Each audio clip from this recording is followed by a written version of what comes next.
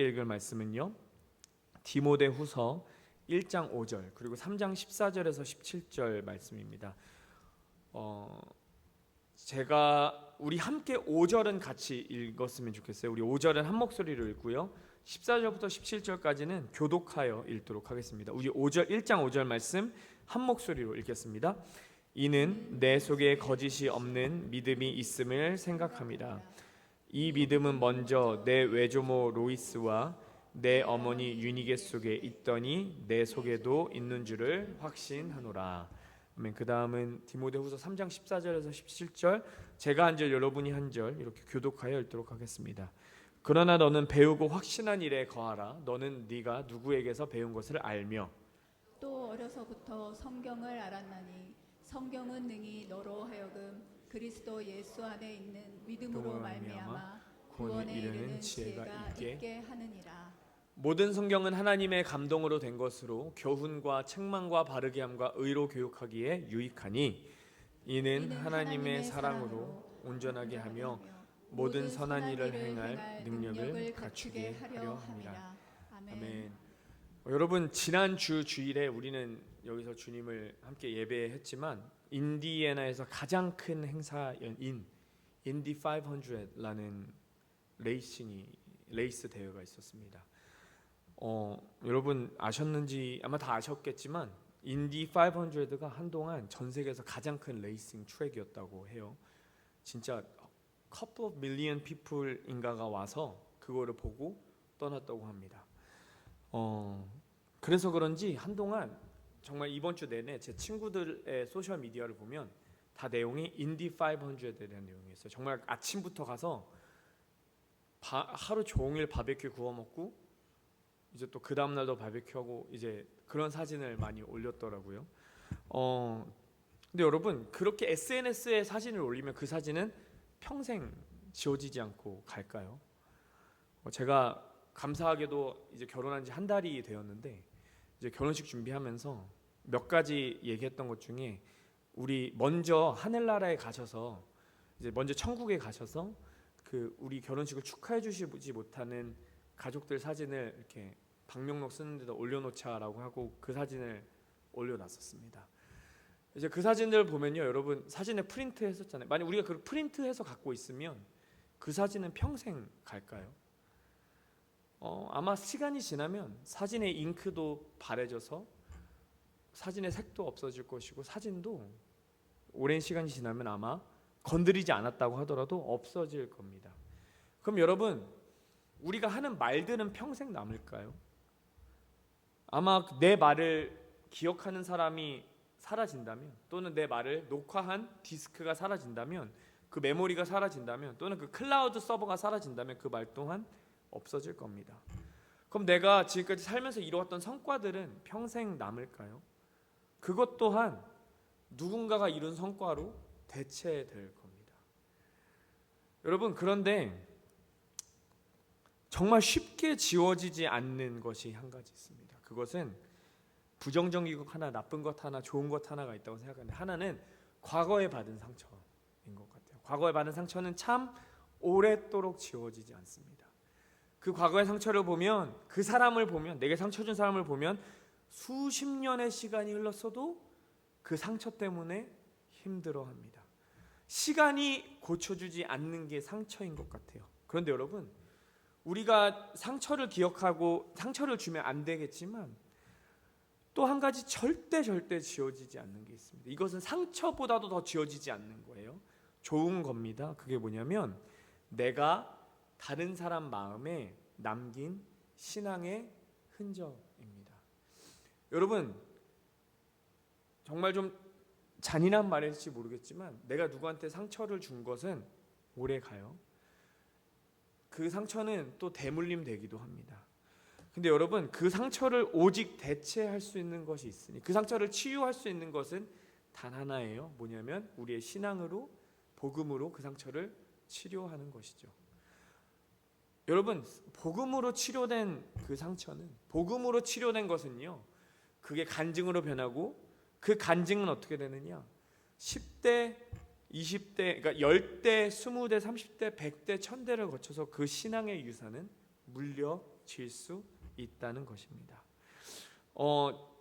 개인적인 얘기를 좀 드려서 죄송하지만 제가 여러 번 이야기했던 내용 같은데, 저는 어릴 적에 부모님 두 분이 다 일을 하셔서 이제 외할머니 손에서 컸다고 합니다. 그래서 외할머니의 사랑을 정말 많이 받았어요. 만약에 누군가가 저에게 외할머니에 대해서 기억나는 게 있냐고 물어본다면 많은 게 있겠지만 제 기억 속에 가장 기억에 남는 할머니의 모습은요, 할머니가 혼자 침대에 이렇게 앉으셔서 혼자서 찬송가 부르시고 말씀을 소리내어 읽으시던 모습이었습니다. 치매에 걸리셔서 기억력이 다 사라지는 가운데서도 사도신경 뭐예요? 주기도문 뭐예요? 그러면 그것을 이렇게 힘을 내서 기억하셨던 할머니의 모습이 마음에 남아있어요. 그 모습을 생각하면 지금도 따뜻해지고 이렇게 혼자서 눈에 이렇게 눈물이 고이고 그러곤 합니다. 근데 너무나 감사한 것은요, 할머니의 그런 모습들이 제 안에는요 한 가지가 되어서 남았는데, 그게 뭐냐면 신앙의 흔적이 되어 남아 있습니다.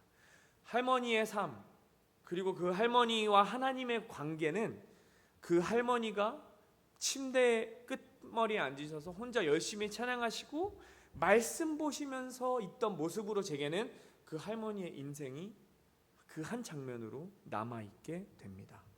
그러면 여러분, 이렇게 길게 이야기 드렸지만 이것을 우리의 삶에 한번 적용해 보고 싶습니다. 여러분의 삶은 어떤 흔적을 남기면서 살아가고 계십니까? 여러분의 자녀들이 여러분을 보면 말씀이 얼마나 소중한 것인지를 느낄 수 있는 삶을 살아가고 계십니까?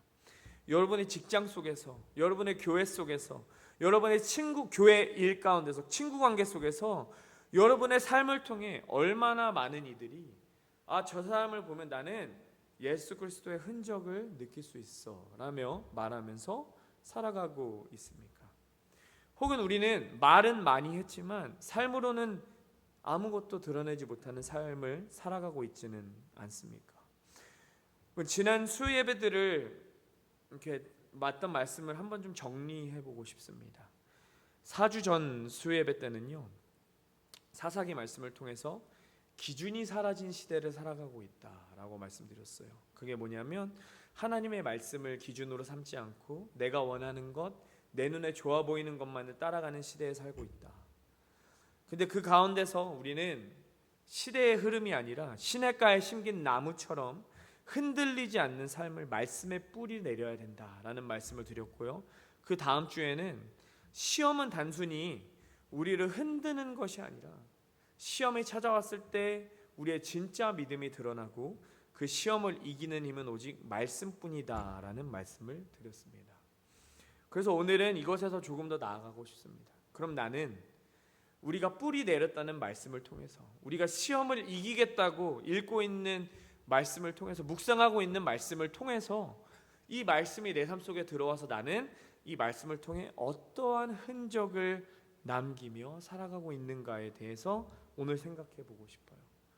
나의 지금의 삶은 후대의 누군가가 봤을 때, 아니면 교회 다니지 않는 제3자 또는 다른 그리스도인들이 봤을 때 저 사람은 믿음의 유산을 남기며 살아가고 있는가, 그런 말을 들을 만한 삶을 살고 있는가를 오늘 함께 고민해 보고 싶습니다. 그것을 읽기 위해서 우리는 디모데후서의 말씀을 읽었어요. 디모데후서는 바울이 죽기 전에 쓴 가장 마지막 서신서라고 알려져 있습니다. 그 말은요, 지금 바울은 감옥 안에 있습니다. 그냥 감옥 안에 있는 게 아니고요, 쇠사슬에 묶인 채로 있고요, 그도 알고 있습니다. 나의 죽을 날이 가까워지고 있다. 여러분이 차디찬 감옥에 혼자 앉아서 몸이 쇠사슬에 묶여서 죽을 날을 기다리는 그 상황이라고 한번 가정해 보고 있습니다. 그리고 여러분에게 펜과 종이가 주어졌어요. 그러면 여러분은 그 편지에 어떤 내용들을 쓰고 싶으신가요? 근데 여러분, 제가 여기서 조금만 더 이야기를 해드릴게요. 바울은 어떤 상황이었냐면 죽을 날을 기다리고 있는데 이때가 어땠냐면 그의 주변의 믿음의 동역자들도 그를 떠나갔어요. 그가 세웠던 교회들이 혼란스러워져 있다는 것을 소식을 들었어요. 복음을 공격하는 로마 제국에 대해서 들었어요. 믿는 사람들이 고통받고 있다는 것을 들었어요. 그럼 여러분은 어떤 편지를 보내시겠습니까? 바울은 이때 펜을 들고 편지를 쓰기 시작합니다. 누구에게? 그의 사랑하는 제자 디모데에게. 그러면서 그는 이렇게 편지해요. 디모데야, 내 안에 있는 믿음은 네가 스스로 만든 게 아니다. 누군가가 너에게 새긴 믿음의 흔적 위에 네가 서 있다. 여러분, 오늘 이 말씀을 정한 이유는 이겁니다. 바울이 오늘 우리에게도 똑같이 묻고 있기 때문이에요. 우리의 믿음은 그냥 서 있는 게 아니라 누군가의 신앙을 통해서 누군가가 전해준 복음 때문에 이곳에 서 있는데, 그럼 우리는 과연 어떤 것을 남기며 살아가고 있는가라는 거예요. 첫 번째로 바울은 오늘 본문을 통해 이렇게 말씀합니다. 누군가의 믿음이 너를 만들었다 라고 이야기해요. 우리 디모데후서 1장 5절 말씀 한 번 더 한 목소리로 읽어보겠습니다. 디모데후서 1장 5절입니다. 이는 내 속에 거짓이 없는 믿음이 있음을 생각합니다. 이 믿음은 먼저 내 외조모 로이스와 내 어머니 유니게 속에 있더니 내 속에도 있는 줄을 확신하노라. 다시 한번 말씀드리겠습니다. 지금 이 편지를 쓰고 있는 바울, 이 인사말이에요. 인사말을 쓰고 있는 바울이 어떤 상황입니까? 죽음을 앞두고 있습니다. 자신이 걸어온 모든 길의 끝에 서 있어요. 여러분, 바울은 수많은 도시를 여행했고 수많은 사람들을 만나 복음을 전했습니다. 수많은 교회를 개척도 했고요, 이단들과 싸웠고요, 수감되었고 매도 맞았고 배신도 당했고 죽을 고비도 수없이 넘겼어요. 근데 이제 그는 알고 있어요. 그 모든 고난을 지나서 이제 그는 정말 죽음을 앞두고 있습니다. 그 순간 바울은 이 사람을 떠올립니다. 자기를 떠난 사람들도 있었고 변절한 마음들도 있었고 바울을 기다리는 수많은 사람도 있었지만 바울은 이 사람에게 마지막으로 편지해요. 디모데에게. 그런데 그에게 인사하는 방법이 너무나 재밌습니다. 그는요, 자신의 믿음의 유산을 디모데에게 남겨요. 마치 유언처럼. 그런데 이 유산을 전하면서 그가 가장 먼저 말하는 게 뭐냐면, 내가 얼마나 너를 교육했는지, 내 리더십이 어떤지, 내 경력이 어떤지를 나열하는 게 아니라 이렇게 말해요. 디모데야, 나는 너의 믿음을 기억한다. 근데 내 믿음은 내 할머니, 너의 어머니로부터 시작되었다. 이게 왜 중요하냐면요, 여러분, 우리의 신앙은 결코 내가 혼자 세운 게 아니라는 거예요. 우리의 신앙이 성장하기 위해서, 우리의 신앙이 여기까지 다다르기 위해서는요, 내가 잘나서 아무것도 없는 곳에서 내 신앙이 자라난 게 아니라 어떻게 자라났느냐, 내 신앙은요, 누군가의 믿음의 흔적이, 내 조상들이 혹은 내 주변 사람들이 믿음으로, 신앙으로, 기도로 씨를 뿌렸기 때문에 내 신앙이 여기까지 왔다는 겁니다. 디모데는요, 위대한 가르침을 먼저 받아서 선택된 뛰어난 제자가 아니었습니다. 디모데가 이렇게 성장할 수 있었고 바울이 마지막으로 편지할 만큼 바울에게 소중한 사람이 되었던 이유는요, 그는 그 삶 속에서 그의 믿음을 어떻게 지켜야 하는지를 봐왔기 때문이에요. 그는요, 어릴 적부터 그의 어머니가 기도하는 모습을 보았습니다. 말씀 앞에 눈물 흘렸던 어머니의 얼굴, 무거운 시련 가운데서도 하나님을 붙잡았던 외할머니의 손, 그 모든 것을 본 디모데가요, 그 모든 삶의 뿌리를 본 디모데가 드디어 거짓 없는 믿음의 뿌리에 설 수 있게 된 것이었습니다. 여러분, 오늘 우리에게 신앙은 어떤 의미인가요? 우리의 신앙은 말로 전하는 것입니까? 우리의 신앙은 지식으로 설명하는 것입니까? 우리의 신앙은 여름 성경학교와 유스 여름 프로그램이 있지만 그런 프로그램을 막 돌리면 신앙이 성장하나요? 오늘 성경은 이렇게 말합니다. 진짜 믿음은, 5절 말씀 다시 한번 보여주시면, 오늘 말씀은요, 거짓이 없는 믿음. 거짓이 없는 믿음은 뭐냐면 삶 속에서 거짓이 없이 진실되게 끊임없이 증명되어져 왔다는 겁니다. 다시 말씀드리면 신앙은 내 머리로 가르치는 게 아니라 마음으로, 내 삶으로, 내 자녀들에게, 배우자에게, 주변 사람들에게 보여주는 것이라는 거예요. 여러분, 제 모습을 보니까 부모님이 살라는 대로 살지 않습니다. 우리 아이들, 후배들, 주변 사람들, 우리가 백날 말해봤자 달라지지 않아요. 그런데 무엇이 나의 신앙을 붙잡게 만드는가 생각해 봤더니 내 주변의 사람들의 믿음, 제가 자라면서 봤던 목사님들, 전도사님들의 믿음, 제 부모님의 믿음, 제 외할머니, 친할머니의 믿음을 보면서 제 믿음이 성장해 있더라고요. 여러분, 이런 간증 많이 들어보셨을 거예요. 한 청년이 있었습니다. 그는 신앙생활을 오래 했고 예배도 빠지지 않았어요. 그런데 그의 삶에 엄청난 큰 시련이 찾아왔고 하나님께 실망하여 교회를 떠났습니다. 그런데 여러분, 이런 삶 속에서 보통 그로 하여금 하나님께로 돌아오게 한 것이 무엇이냐? 물론 설교일 수도 찬양일 수도 있겠지만 되게 많은 간증을 들어보면 어떤 모습이 있었냐면요, 어머니의 기도였다고 말하는 사람들이 많아요. 어머니는 힘들어도 늘 새벽에 일어나 기도하셨고 사람들에게 억울함을 당했어도 끝까지 축복하였고 용서하려고 애쓰셨다. 그래서 내가 힘든 삶을 지나가니까 그 모습이 내 마음에 막 떠오르더라. 어머니가 믿었던 하나님, 또는 내 전에 다녔던 유초등부 전도사님이 믿었던 하나님, 유스그룹 전도사님, 목사님, 청년부 목사님이 믿었던 하나님, 도대체 그 믿음이 뭐길래, 그 하나님이 누구길래 저렇게까지 신뢰하실까? 그래서 교회에 다시 나왔다. 이런 간증들을 흔하게 들어볼 수 있어요. 사랑하는 여러분, 다시 한번 여러분께 질문해보고 싶습니다. 우리는 지금 어떤 흔적을 남기면서 살아가고 있습니까? 우리의 자녀는, 우리의 신앙의 후배들은 우리의 삶을 통해 살아계신 하나님을 느끼고 있습니까? 그래서 조금만 더 넓혀볼게요. 우리 교회에서 우리의 모습을 보는 우리 형제 자매들은, 아니 그들에게 우리는 신앙의 본을 보이고 있습니까? 아니면 하나님을 말로만 믿고 하나님을 말로만 전하는 사람의 전형을 보여주고 있진 않습니까? 기도하자고 말하지만 기도하지 않고, 말씀이 중요하다고 말하지만 늘 말씀은 다른 우선순위에 밀려있고, 그렇게 살아가고 있진 않나요? 만약 우리가 그렇게 살아가고 있다면 과연 우리 주변 사람들은 우리를 보고 하나님을 인식하게 될까요? 여러분, 5월에서 6월이 되면 저뿐 아니라 많은 유스를 섬기는 사역자들이 걱정도 많아지고 마음도 찢어집니다. 처음 사역할 때는 몰랐어요. 근데 이제 12학년 아이들이 졸업을 하고 대학을 가잖아요. 수많은 아이들이 교회를 떠나갑니다.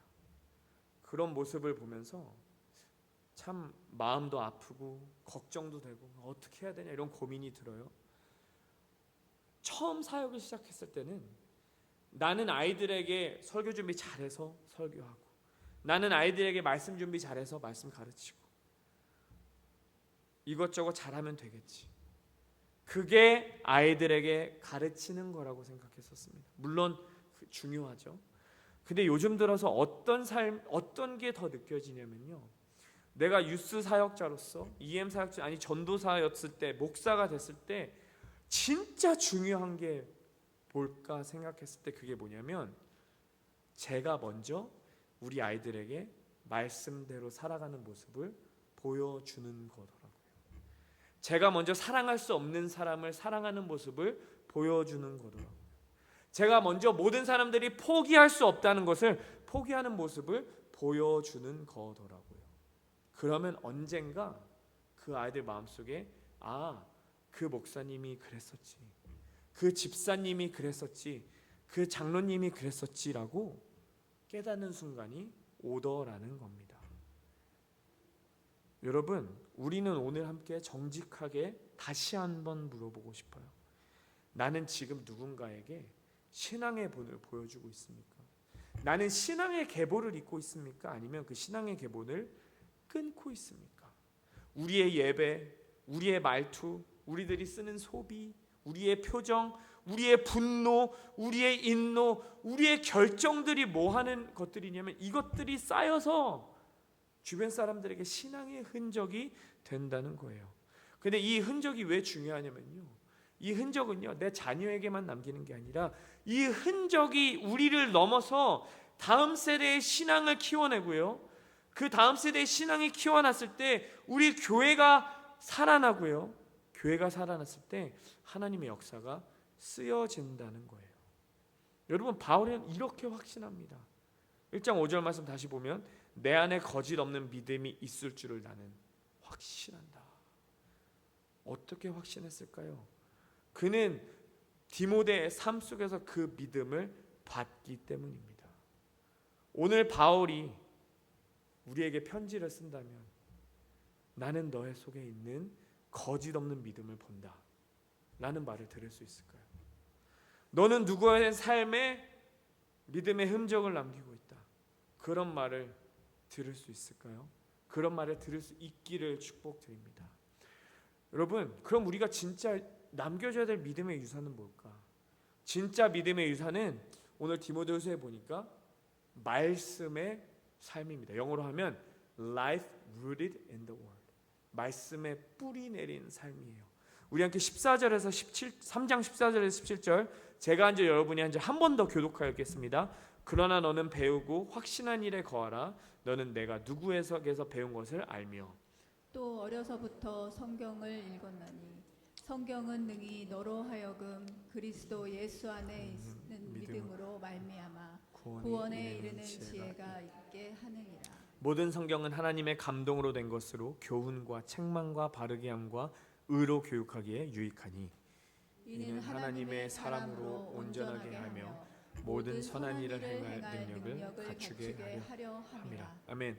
여러분, 제가 조금 아까 1장 5절 갖고 길게 얘기했지만 결국 무슨 얘기냐면 바울이 이렇게 인사하는 거예요. 나 이제 금방 죽을 것 같아. 근데 내 사랑하는 제자, 내 아들 디모데야, 너의 신앙은 너의 것이 아니야. 너의 신앙은 너의 주변 사람들이 기도와 본을 통해서 이루어졌어. 그러니까 너도 그런 흔적을 남기면서 살아야 돼 라면서 쭉 써요. 그래서 3장은 오늘 이건 이제 결말부입니다.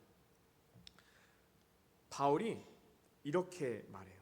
14절 그러나 너는 배우고 확신한 일에 거하라. 너는 네가 누구에게서 배운 것을 알며.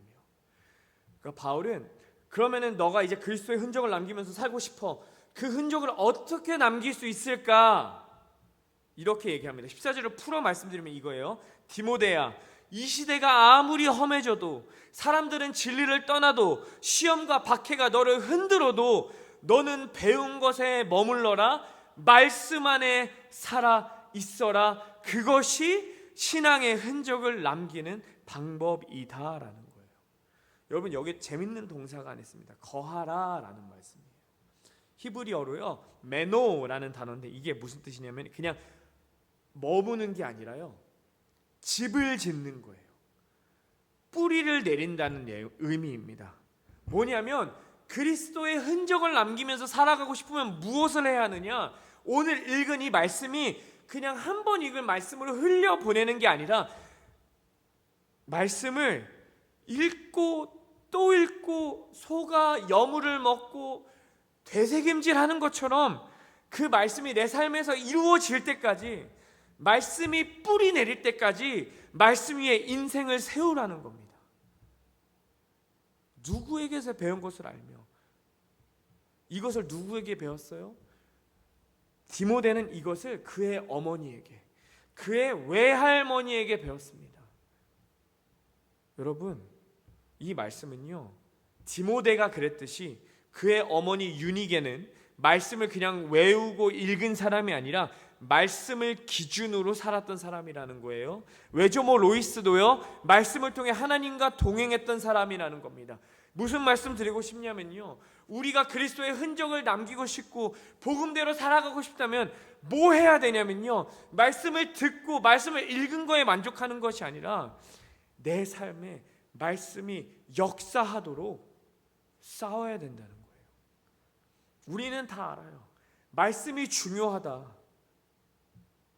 그러면 이렇게 여쭤보고 싶습니다.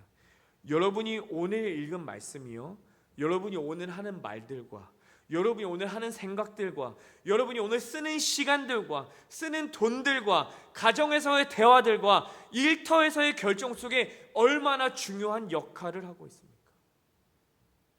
내 삶은 내 욕심과 내 상황에 좌지우지되는 게 아니라 말씀에 좌지우지돼야 된다는 거예요. 또 15절에 이렇게 말씀합니다. 또 어려서부터 성경을 알았나니 성경은 능히 너로 하여금 그리스도 예수 안에 있는 믿음으로 말미암아 구원에 이르는 지혜가 있게 하리라. 여러분, 말씀의 의미는 간단합니다. 말씀은 사람을 똑똑하려고 지어진 게 아니에요. 말씀은 뭡니까? 구원에 이르게 하는 지혜로 우리를 이끄는 것입니다. 그래서 바울은 16절에 이렇게 말씀해요. 모든 성경은 하나님의 감동으로 된 것으로 교훈과 책망과 바르게 함과 의로 교육하기에 유익하니. 여러분, 제가 우리 세례 교육하고 입교 교육하고 또 우리 유아 세례 교육할 때 항상 하는 말이 있습니다. 말씀을 읽으면 읽을수록 우리는 불편해야 돼요. 말씀은 답니다. 근데 또한 말씀 앞에 우리를 비추었을 때 우리는 자꾸만 불편해야 돼요. 왜 불편할까요? 오늘 말씀은 이렇게 기록해요. 교훈을 들어야 되고요, 책망을 받아야 되고요, 바르게 살기로 교르침을 받아야 되고요, 의로 교육한대요. 다시 말하면 말씀을 읽으면 우리는 혼나야 된다는 겁니다. 말씀 앞에 나아갈수록 우리는 자꾸만 더 넓적 엎드려져야 되고요, 말씀 앞에 나아갈수록 우리에게는 무엇이 남아야 되냐? 나 말씀 이만큼 읽었어, 나 말씀 이만큼 알아라고 자랑하는 게 아니라 말씀 앞에 나아갈수록 뭐만 남아야 되냐? 주님, 나는 죄인입니다 만 남아야 된다는 거예요. 왜냐하면 말씀은 우리를 지적합니다. 태초에 하나님이 천지를 창조하셨느니라. 제가 정말 제일 좋아하는 말씀이에요. 근데 제가 힘들 때마다 주님은 이 말씀으로 저를 치십니다. 욥도 막 그 말씀 그대로 치셨어요. 네가 번개를 보호하는 창고를 본 적이 있느냐? 왜 너는 네 인생을 네 맘대로 할 수 있다고 생각해? 세상을 창조한 건 나야. 말씀은요, 엉뚱한 방향에서 나를 다시 한번 바르게 하십니다. 말씀은요, 우리 안에 형성된 왜곡된 기준을 깨뜨리십니다. 그래서 말씀은 우리를 불편하게 만들어요. 말씀은 우리를 회개하게 만들어요. 말씀을 읽을 때 마음이 불편하십니까? 그럼 우리는 기뻐해야 돼요. 왜? 주님이 우리를 치시는 단계이기 때문입니다. 말씀 앞에 불편할수록 우리는 온전한 사람으로 서갈 수 있는 겁니다. 17절에서 바울은 이렇게 말씀해요. 이는 하나님의 사람으로 온전하게 하며 모든 선한 일을 행할 능력을 갖추게 하려 함이라. 그럼 말씀을 읽는 목적이 뭐예요? 아는 게 목적이 아니에요. 말씀을 통해 무엇이 돼야 되느냐? 말씀을 통해 불편해야 됩니다. 말씀을 통해서 깨져야 됩니다. 말씀을 통해 회개해야 됩니다. 왜? 그것을 통해서 나는 내가 잘난 사람이 되는 게 아니라 17절 말씀 뭐예요? 하나님의 사람으로 온전하게 되는 성화의 과정이 말씀을 통해 일어나기 때문이에요. 여러분, 말씀은 은혜 받는 도구입니다. 말씀을 통해 은혜 받아요. 근데 말씀이 도구에서 끝나면 안 된다는 거예요. 그렇게 말씀을 은혜 받는 도구에서 끝나면 그건 그냥 나 혼자 좋고 많은 거예요. 근데 오늘 바울은 무엇을 말씀합니까? 깨지는 것을 보면서, 다른 사람들이 내가 말씀 앞에서 씨름하는 것을 보면서, 내가 말씀 앞에서 무너지는 것을 보면서, 다른 사람들은 그것을 보면서 아, 예수 믿는 사람들은 다르구나를 본다는 거예요. 그게 신앙의 유산이 된다는 겁니다. 사랑하는 여러분, 제가 감히 이런 말씀을 드려 죄송하지만 진짜 유산은 내가 자녀에게 물려주는 돈도 아니고 내가 자녀에게 이만큼 기도했다고 자랑하는 것도 아닙니다. 진짜 우리가 물려주는 유산은 하나님의 삶, 말씀으로 내 삶을 살아내는 그 과정이 유산이라는 겁니다. 말씀은 그 자체로 생명입니다. 말씀은 그 자체로 흔적을 남깁니다. 수천 년 전에 쓰여진 말씀은 지금도 강하게 역사하고 계십니다. 그 말씀 안에 살면 그 말씀이 내 안에서 자라나고 내가 그 안에서 싸우면 그 말씀은 내 자녀들에게 심겨지고 그 자녀들은 또 그 말씀을 따라 살아가고 또 그 자녀에게 심겨지고 결국 우리는 말씀 안에서 신앙의 유산을 계속 나눠주게 된다는 거예요. 그래서 오늘 우리가 이렇게 기도할 수 있었으면 좋겠어요. 주님, 이제 나는 다른 것이 아니라 말씀 위에 내 삶을 세우겠습니다. 말씀이 내 삶의 배경이 아니라 내 삶의 중심이 되게 해 주십시오. 말씀이 단지 수요 예배 나와서 새벽 예배 나와서 주일 예배 나와서 구역 예배 나가서 받는 한 번의 은혜가 아니라 내 매 순간을 결정하는 내 기준이 되게 하여 주시옵소서. 이런 기도했으면 좋겠어요. 마지막으로 질문 드리겠습니다. 그러면 우리는 지금 어떤 흔적을 남기며 살아가고 있습니까? 마지막 질문입니다. 우리는 지금 이 시대 속에서 2025년 5월 28일 오후 8시 18분을 지나가고 있어요. 이 순간 우리는 일상 속에서 어떤 흔적을 남기며 살아가고 있습니까? 바울은 디모데에게 그의 믿음의 계보를 보여줬어요. 내 안에 있는 믿음은 내 외어머니와 외조모의 흔적이고 그 믿음이 말씀이 되어 너의 삶을 세워왔고 이제 너의 역할은 그 흔적, 내가 너를 가르쳤던 그 가르침을 다음 세대에게 전해주는 사람이 되어야 한다. 여기서 멈추면요, 신앙은 내가 좋았던 거에서 끝납니다. 근데 여기서 한 걸음 더 나아가면요, 그 불편한 걸음을 내딛으면 어떻게 되느냐, 내 믿음이, 내 싸움이 누군가의 삶을 바꾸는 흔적으로 변한다는 거예요. 여러분, 흔적은 감동으로 남길 수 없습니다. 흔적은 반복돼야 남습니다. 내가 날마다 드리는 예배, 습관처럼 무릎 꿇는 기도, 말씀이 기준되는 작은 선택들, 정직한 말, 자비로운 행동, 온유한 결정들, 용서하는 자세, 이 모든 것들을 통해서 우리 주변 사람들 안에 믿음의 흔적이 새겨지는 겁니다. 흔적은 말로 남는 것이 아닙니다. 흔적은 방향으로 남기는 겁니다. 내가 어떤 길을 걸었는지가 다음 사람들에게 나도 저 길을 따라 걷고 싶다고 말해주는 겁니다. 내가 그 길에서 넘어졌지만 다시 일어났다는 것이 누군가에겐 희망을 주는 거예요.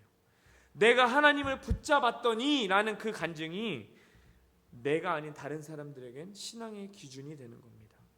사랑하는 성도님들, 여러분은 지금 가정 속에서 어떤 신앙의 흔적을 남기고 계십니까?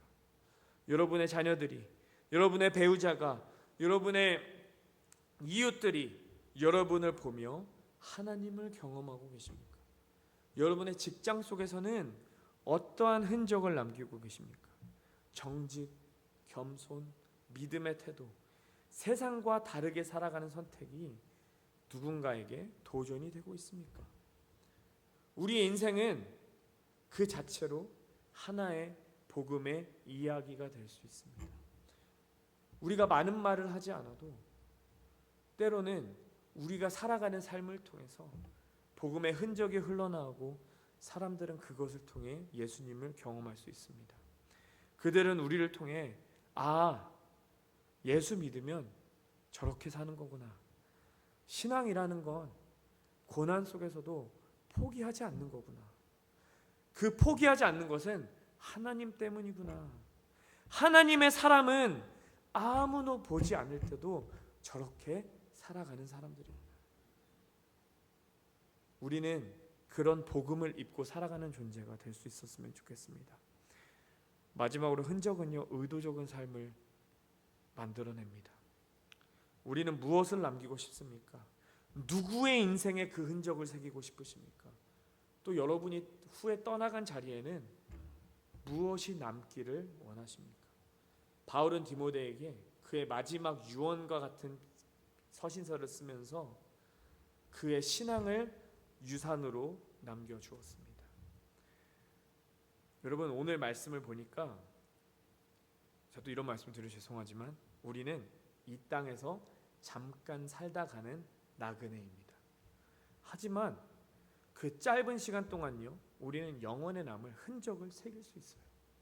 예수님 공생의 3년이었습니다. 예수님의 생애 33년이라고 하죠. 예수님의 공생애 3년, 33년의 인생 무엇이 있었습니까? 그 짧은 시간으로 예수님은 온 인류의 역사를 통째로 바꿔버리셨습니다. 우리의 믿음은 사라지지 않습니다. 우리가 하는 기도, 주님께서 들으시지 않는 것 같더라도요, 그 기도는 공중에 흩어지지 않습니다. 우리의 말씀 중심은, 우리가 말씀 중심으로 살아가는 그 삶은 반드시 열매 맺습니다. 하나님은 우리가 남긴 흔적을 반드시 사용하실 거예요. 그래서 오늘 이 시간 우리가 함께 결단했으면 좋겠습니다. 아니, 지금 결단했으면 좋겠습니다. 하나님의 말씀 위에 내 인생을 다시 세우겠다고, 내 말씀이 누군가에게 복음의 흔적이 될 수 있도록 살아가겠다고, 더 이상 감정에 이끌리는 삶이 아니라 말씀에 철저하게 지배되는 삶을 살겠다고. 여러분, 우리 모두는 흔적을 남기며 살아갑니다. 말을 하든 안 하든, 의도를 했든 안 했든 우리의 삶은 누군가에게 영향을 미쳐요. 그럼 이제부터 우리는 그리스도의 영향을 미쳐야 하지 않겠습니까? 그 흔적을 남기는 방법은 조금 아까 말씀드렸듯이 매일 하는 말씀 묵상, 여러분이 매일 주님 앞에 무릎 꿇으시는 작은 기도의 습관들, 또 여러분이 오늘 내리시는 누군가를 섬기는 결정에서 시작되는 것을 기억하시기 바랍니다. 제가 지난주 EM 설교를 마치면서 우리 EM 성도님들과 나눴던 예화 하나를 오늘 설교를 나누면서 설교를 마치면서 나누고 싶어요. 제가 앞에서 쭉 말씀드렸던 것을 종합하는 느낌인데요. 그러니까 우리의 믿음의 흔적은 말로 남기는 것이 아니고, 우리가 만들었던 중요한 순간에 내렸던 결정들, 우리가 고난을 어떻게 넘겨왔는지 이런 것들에서 드러난다고 말씀드렸는데, 이것을 가장 뚜렷하게 잘 나타내는 목사님이 계셔서 소개시켜드리고 싶어요. 아마 잘 아시는 이야기일 수 있습니다. 손양원 목사님의 이야기예요. 손양원 목사님에게는 두 아들이 있었다고 합니다. 손동인, 손동신. 이 두 아들은요, 여순 사건 때 공산당 청년에게 총살을 당했대요. 한 청년에게. 그리고 이 소식을 손양원 목사님이 들었습니다. 사람들은 이렇게 생각했어요. 이 목사님이 복수할 거다. 자녀를 잃은 그 모습을 어떻게 잊을 수 있겠나. 좀 다른 얘기 드리면 저도 이제 아기가 죽어서 장례식에 한번 참석했었는데, 그때 이런 얘기했어요. 나 다시는 이런 장례식 절대 집례하고 싶지도 않고 참석하고 싶지 않다. 그러니까 자녀가 죽었을 때의 그 장례식 너무나 마음이 아팠어요. 근데 이 목사님은 두 아들이 이렇게 죽었습니다. 근데 그때 목사님은요, 감사의 편지를 쓰셨고 또 설교 시간에 이렇게 말씀하셨대요. 원수를 사랑하는 주님의 명령을 실천할 수 있는 두 아들의 순교를 허락해 주신 하나님께 감사합니다. 그리고 그는요, 자신이 케어할 때니까 그를 풀어주라고 편지를 보냈대요. 그러면서 이렇게 했대요. 그리고 내 아들들을 죽인 원수 안재선을 용서하며 그를 양아들로 삼겠습니다. 그렇게 그는 사랑을 실천했다고 합니다. 여러분, 이보다 더 강력한 복음의 흔적이 있을까요? 그분의 삶은요, 수많은 설교와 수많은 책들을 써서 남긴 게 아니었습니다. 이 한 설교가 그 목사님을 지금도 기억되게 만듭니다. 이 한 결정이, 그의 삶은 살아있는 주님의 말씀을 살아내는 징표였습니다. 그를 바라본 수많은 사람들은요, 예수님의 사랑이 실제로 가능하다는 것을 목격했다고 해요. 그리고 지금 우리도 그것을 목격하고 있습니다. 그리고 실제로 그는 이 죽인 사람을 입양하였고 그 사람이 주님께로 돌아왔대요. 손양원 목사님은 떠난 지 수십 년이 지났습니다. 하지만 그분의 흔적은 지금도 우리 안에 남아 있어요. 그 흔적은 그 어떠한 설교보다 더 강력한 설교가 되었고요, 그 신앙은 오늘날 수많은 사람들의 믿음의 기준이 되었다고 합니다. 이제는 우리 차례입니다. 여러분은 어떤 흔적을 남기며 살아가시겠습니까? 내가 떠난 자리에, 오늘 내가 이곳을 떠난다면 그곳에는 복음의 향기가 남아 있을까요? 사랑하는 여러분, 우리도 손양원 목사님처럼, 디모데처럼, 디모데의 어머니와 디모데의 외할머니처럼, 또 바울처럼 우리의 인생을 말씀 위에 세우고 누군가에게 복음의 방향을 가리키는 흔적이 될 수 있었으면 좋겠습니다. 말이 아니라 삶으로, 감정이 아니라 말씀으로, 이해보다는 사랑으로 살아가는 우리 인디애나폴리스 한인장로교회 될 수 있도록 간절히 축원드립니다.